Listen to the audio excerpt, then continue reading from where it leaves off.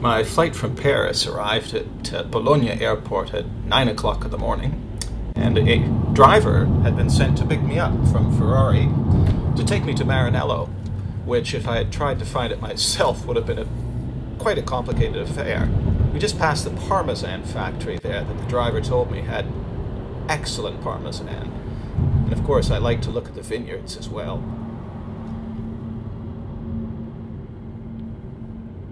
I just saw it over there. Oh, yeah.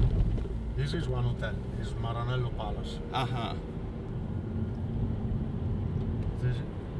This construction is a restaurant for working men. Ah, for the team. Yeah, Yeah. only for the team. Huh. This one right here. Yeah, this in front. It's a new. Have 1 year maximum. Oh, yeah. Oh, well, that's surprising. This is Italia. Now go to the historical entrance. Yeah, okay. And there it was, driving into the place where Enzo Ferrari and all the great Ferrari drivers had driven into. It hadn't changed. This is Enzo Ferrari Boulevard that I'm walking down in Ferrari here. It's one of many named after, well, it's the only one named after Enzo, of course, but the others are named after drivers, and there's a Michael Schumacher Square. Here I was inside the Ferrari Factory, where they make the street car, Ferrari, the sports cars. Perfetto. Everything is automated. Got the transmissions, the engines. There's the wind tunnel, corner of the wind tunnel. Your side is putting nitrogen, liquid nitrogen, so the aluminium with the cold it shrink, it gets smaller. On the other hand, the head of the engine is put on heat, so it gets larger, the aluminium. Okay. Then they put it together. When they come back to the normal temperature, the head of the engine was larger, will shrink, and the guide was cold, will enlarge. So they get fixed together, and they will never move again. This is where they built the engines for both the road cars and the race cars. And speaking of engines, I wanted to get a shot of all the Ferraris driving through, test driving through the grounds. Unfortunately, there was a long one.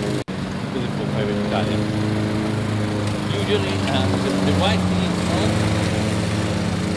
on, because they're going to test the car along normal roads, so they try to protect the car as much as possible. And here we were inside the Montana restaurant in Maranello, which, as you can see, is a fan of Ferrari. It's a local joint that's existed for 20, 30 years. And the team goes to it a lot.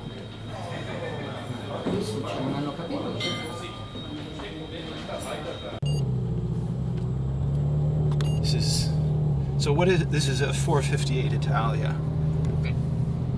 Here was my chance to test drive.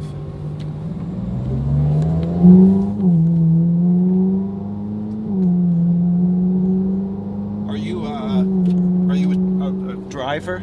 Yeah. What do you drive in? All the cars, all the Ferrari cars.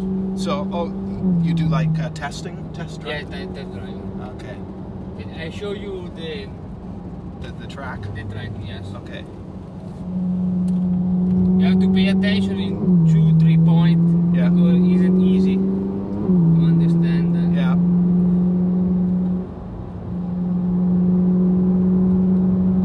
This is around the Fiorno track with a Ferrari, but not the Ferrari that Michael Schumacher used. I got my instructor beside me who's turned into a cameraman.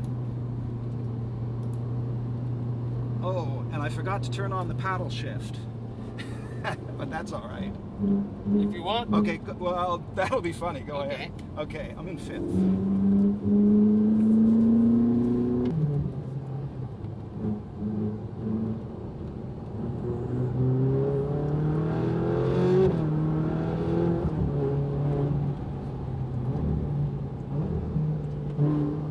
much better. Yeah.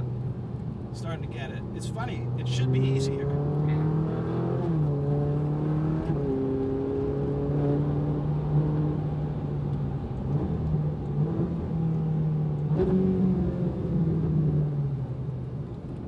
Okay, that was second. We're down in second for this hairpin.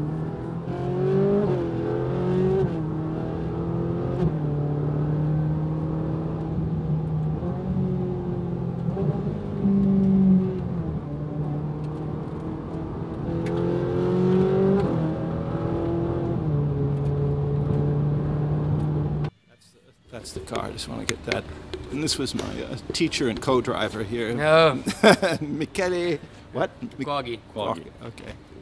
Thanks. Just a few. The most recent cars are owned by Ferrari. So since Montezemolo joined the company in 1991, then we started as Ferrari to keep the GT cars from the production range and from the Formula One race. This was my visit at the Ferrari Museum in Maranello. Celebration of the Formula One World Championship by Ferrari. Oh, okay. His objective was to win in competitions, not only Formula One, as we showed you, especially because at the time of Enzo Ferrari, is the car that won the first Grand Prix, Formula One Grand Prix in 1951. First Ferrari Gonzalez. We've got 25S. This is a 12-cylinder car. This is a racing car that won the Grand Prix in Rome in 1947.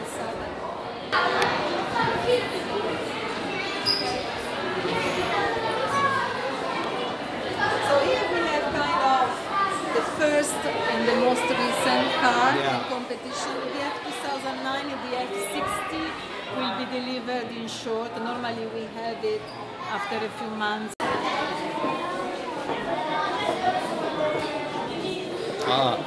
This is the one that won the 100 Grand Prix in France from Prost in 1990. Oh yeah, the 100th 100th Grand Prix. Ferrari victories. Ferrari Grand Prix, yes. Here we have the Mansell car from 1989. It was the first to have the electronic gear at the steering wheel. Oh really? Okay. That was an innovation by Ferrari that was then joined by all the other teams. This is the Burger, the last car that we had with Enzo Ferrari still alive.